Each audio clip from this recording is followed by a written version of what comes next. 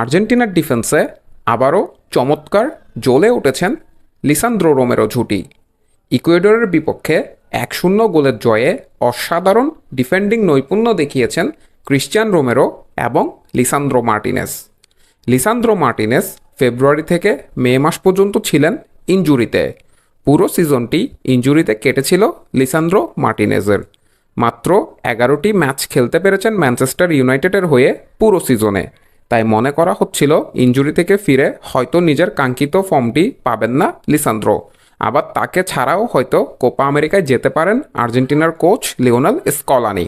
তবে এফএ কাপের ফাইনালে সম্পূর্ণ নিজস্ব রূপে ফিরে আসেন খসাইখ্যাত আর্জেন্টাইনে ডিফেন্ডার।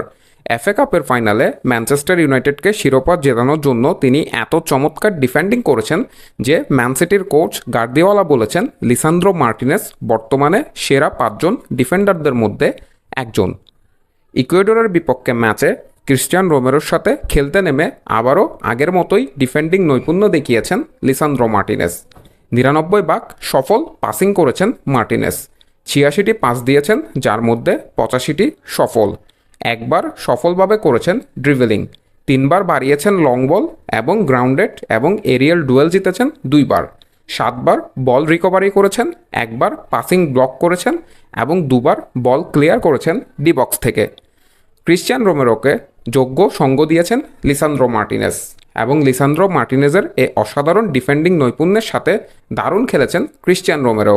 3টি সফল লং বল বাড়িয়েছেন তিনি ডি বক্স থেকে। সে সাথে ডিমারিয়াকে একমাত্র গোলটি অ্যাসিস্ট করেছেন ক্রিশ্চিয়ান রোমেরো, যে দারুণভাবে বল টার্নিং করে ড্রিবলিং করে তিনি ডিমারিয়ার দিকে বলটি বাড়িয়েছেন।